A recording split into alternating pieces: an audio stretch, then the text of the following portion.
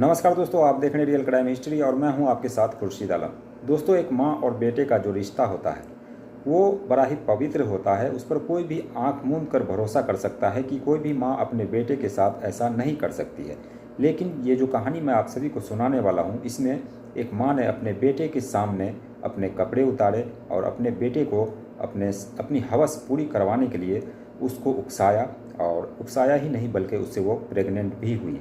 तो जानेंगे इस पूरी कहानी को कि ये कहानी कहाँ की है और कैसे ये घटना घटी।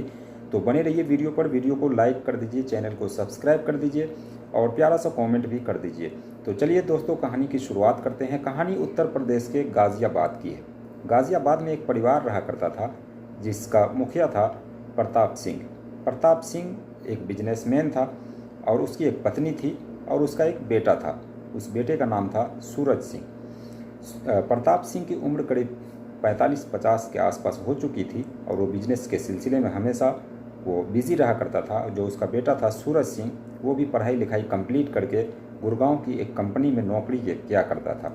अब सूरज उधर गुड़गांव में नौकरी किया करता था और इधर घर पर सूरज की मम्मी की तबीयत जो वो धीरे धीरे ख़राब होने लगी और धीरे धीरे ख़राब होते होते उसकी मम्मी जो है वो इस दुनिया को छोड़कर चली।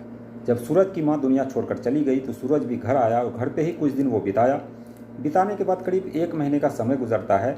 एक दिन सूरज जब घर आता है, बाहर गया होता, घर आता है तो घर में देखता है कि लड़की है और वो लड़की की उम्र ज़्यादा नहीं, करीब 24 या 25 साल के आसपास थी। जैसे ही वो घर में लड़की देखता है वो सोच में पड़ जाता है कि आखिर ये लड़की है कौन। फिर वो अपने पिताजी के पास जाता है, यानी प्रताप सिंह के पास, और पूछता है कि ये जो लड़की है वो घर के अंदर कौन है। तो प्रताप सिंह जो है वो बड़ी मायूसी के साथ कहता है कि दरअसल हमने शादी कर ली है। तो इस पर सूरज सिंह जो होता है वो अपने पिता पर भड़क जाते हैं और उससे नाराज़ हो जाते हैं, खफा हो जाते हैं। कहते हैं कि आपको शादी करने की क्या ज़रूरत थी, आपकी उम्र भी हो चली है, अभी इस घर में बहू के आने का वक्त है और आप जो है मेरी सौतेली माँ ला करके रख दिए हैं। इस पर सूरज सिंह जो काफ़ी खफा होते हैं और प्रताप सिंह को ये खड़ी खोटी भी सुनाते हैं। उसके बाद अब वो नाराज़ रहने लगते हैं अपने पिता से। और उधर जो लड़की जो आई थी शादी करके, प्रताप सिंह जो जिस लड़की को शादी करके लाया था उसका नाम शिवानी होता है। अब शिवानी से सूरज सिंह की जो है वो बनती नहीं थी क्योंकि उसकी सौतेली माँ थी, तो सौतेली माँ से ये दूर रहा करता था। शिवानी बार बार अब सूरज के पास जाती और उसको मनाने की कोशिश करती, लेकिन सूरज नहीं मानता था।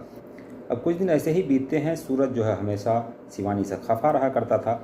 धीरे धीरे अब शिवानी जो है वो सूरज के करीब आती जा रही थी, लेकिन सूरज उसको भाव नहीं दे रहा था। प्रताप सिंह ने भी कहा कि शिवानी को कि सूरज को मनाओ, वो गुस्से में है, लेकिन सूरज जो है मानने को तैयार नहीं था। अब कुछ दिन का समय बीतता है। उसके बाद सूरज जो है वो अपनी ड्यूटी पर वापस लौटने लगता है, लौटने वाला होता है घर के अंदर। वो कहता है शिवानी को कि मैं अब जो है अपने ड्यूटी पर जा रहा हूँ, यानी अपने काम पर जा रहा हूँ गुड़गांव। अब ये बात जैसे ही शिवानी सुनती है, शिवानी कहती है कि मैं भी तुम्हारे साथ चलूँगी। इस पर सूरज जो भड़क जाता है और कहता है तुम वहाँ जाकर क्या करोगे, तुम्हारा घर तो यही है, मैं अपने काम के लिए जा रहा हूँ।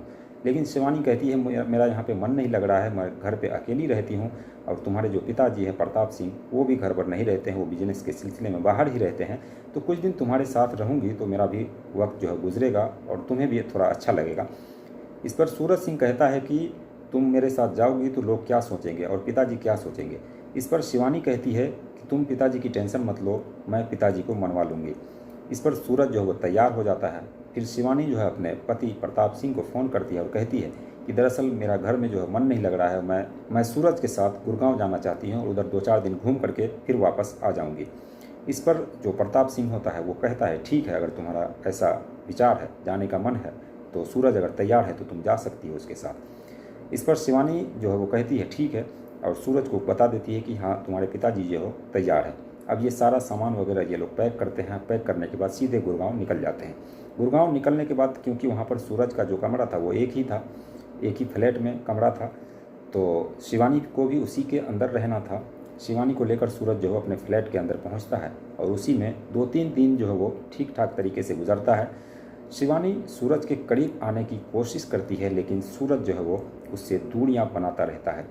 तीसरे दिन के बाद एक दिन ऐसा आता है कि शिवानी कहती है मुझे घूमने जाना है। सूरज जो है उसको लेकर घुमाने के लिए इधर होटल वगैरह में जाता है। घुमा फिरा कर जब शाम में घर लौटता है, सूरज थका हुआ था। सूरज जो है वो शराब की बोतल लाता है, घर के अंदर शराब पीता है इस पर शिवानी कहती है कि मुझे भी शराब पीनी है। सूरज मना करता है, लेकिन इसके बावजूद शिवानी जो है वो शराब पीती है। शराब पीने के बाद दोनों मदहोशी की हालत में चले जाते हैं और जैसे ही रात जवान हो रही थी, इन दोनों के अंदर के जो हवस थे वो भी जवान हो रहे थे। सूरज सो जाता है और सोने के बाद जैसे ही रात गुजरती है, सूरज का एक हाथ शिवानी के कमर पे चला जाता है और सूरज सोचता है कि वो अपनी गर्लफ्रेंड के कमर में हाथ डाले हुआ है। अब ये शिवानी जैसे ही इस चीज़ को महसूस करती है और भी अपने आप को सूरज के करीब ले आती है। इस पर सूरज जो है वो अपनी बाहों में जकड़ लेता है। जकड़ने के बाद उसके साथ वो सारी चीज़ें करता है जो उसे नहीं करनी चाहिए थी, जो उसकी सौतेली माँ थी उसके साथ नहीं करनी चाहिए थी, लेकिन दोनों जवान थे। अब ये सिलसिला जो है वो कई बार रात में चलता है और ये सिलसिला जैसे ही ख़त्म होता है, सुबह होती है। सुबह होने के बाद दोनों जो वो शर्मिंदगी महसूस करते हैं, लेकिन शिवानी कहती है तुम्हें शर्माने की कोई ज़रूरत नहीं है, तुम भी जवान हो, मैं भी जवान हूँ, अगर ये चीज़ हुआ है तो कोई गलत नहीं है। अब इस तरीके से रोज़ाना ये दोनों जो है आपस में रिलेशनशिप बनाने लगे और करीब 1 महीने तक इन लोगों ने गुड़गांव में गुजारा और एक साथ जो है वो रहे और एक ही कमरे के अंदर रहे। जब भी मन किया तब तक ये लोग जो है वो रिलेशन बनाते रहे, संबंध बनाते रहे। इसी दौरान शिवानी जो वो प्रेग्नेंट हो जाती है। प्रेग्नेंट होने के बाद उसके पेट में दर्द होता है और वो फ़ौरन चेकअप करवाती है तो पता लगता है कि शिवानी जो है वो प्रेग्नेंट हो चुकी है। जिसके बाद सूरज जो है वो डर जाता है और कहता है शिवानी को तुम घर चले जाओ, पिताजी भी वहाँ इंतज़ार कर रहे होंगे। शिवानी जाने को तैयार नहीं थी, लेकिन फिर भी सूरज ने शिवानी को ज़बरदस्ती उसको अपने घर भेजा गाज़ियाबाद। और गाज़ियाबाद जैसे ही पहुंचती है शिवानी, अब वो अपने पति प्रताप सिंह से थोड़ी दूरियां बना लेती है और उसके पास बहुत ही कम जाती है। जिस पर सूरज भी कुछ दिनों बाद घर लौटता है। घर लौटने के बाद अब सूरज से जो है शिवानी की नज़दीकियाँ थी और प्रताप सिंह यानी कि शिवानी के जो पति थे उसके पास वो बहुत ही कम वक्त दिया करती थी और ज़्यादा वक्त जो है वो सूरज के पास दिया करती थी। इस तरीके से उस घर के अंदर भी शिवानी और सूरज के बीच कई बार रिलेशन बन चुका था और शिवानी का पेट जैसे ही बड़ा हो रहा था, प्रताप सिंह देखता है और कहता है कि पेट में किसका बच्चा है। जिस पर शिवानी कहती है कि दरअसल मैं सूरज से प्यार करती हूँ और हम दोनों एक ही उम्र के हैं, इस वजह से जब हम साथ में रहे थे गुड़गांव में तो हमारे साथ ये रिलेशन बना था। इस पर प्रताप सिंह भड़क जाता है और कहता है तुम्हें शर्म नहीं आती, तुम अपने सौतेले बेटे के साथ इस तरह का कृत्य कर चुकी हो। इस पर शिवानी जो वो भी भड़क जाती है और कहती है कि हम सूरज के साथ ही रहना चाहेंगे, आपके साथ नहीं रहेंगे क्योंकि आपकी उम्र जो है वो ज़्यादा हो चुकी है। जिस पर प्रताप सिंह जो है वो अब गुस्से में रहने लगा और दोनों को डांट फटकार लगाता है, लेकिन इसके बावजूद ये लोग मानने को तैयार नहीं होते हैं। अब सूरज और शिवानी के बीच में एक दरार बन चुका था। प्रताप सिंह यानी कि उसका पति, अब ये दोनों एक फैसला लेते हैं और एक प्लान रचते हैं, क्यों ना प्रताप सिंह को ही रास्ते से हटा दिया जाए। यानी कि सूरज सोचते हैं अपने पिता को और शिवानी अपने पति को रास्ते से हटाना चाहते थे। ये प्लान जो है वो सक्सेसफुल भी होता है। ये दोनों एक रात उस प्रताप सिंह को खाना देते हैं। खाना देने के बाद उसकी गला दबाकर हत्या कर देते हैं और उसी कॉलोनी में, गाज़ियाबाद की उसी कॉलोनी में ले जाकर थोड़ी दूर पर फेंक देते हैं। फेंकने के बाद सुबह जैसे ही होती है तो आसपास के लोग जब जगते हैं और देखते हैं कि एक लाश पड़ी हुई है तो फ़ौरन पुलिस को फ़ोन की जाती है।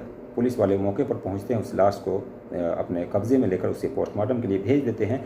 अब इस लाश की छानबीन करते हैं कि आखिर ये था कौन। आसपास के मोहल्ले वालों से पता लगता है कि ये प्रताप सिंह की लाश है और ये प्रताप सिंह इसी कॉलोनी में रहता है। जिसके बाद पुलिस को ये इत्तला दी जाती है। पुलिस वाले फ़ौरन उस घर में पहुँचते हैं, प्रताप सिंह के घर में, जहाँ सूरज सिंह और शिवानी दोनों मौजूद थे। और वो तस्वीर लेकर के पुलिस वाले पहुँचते हैं और कहते हैं ये कौन है।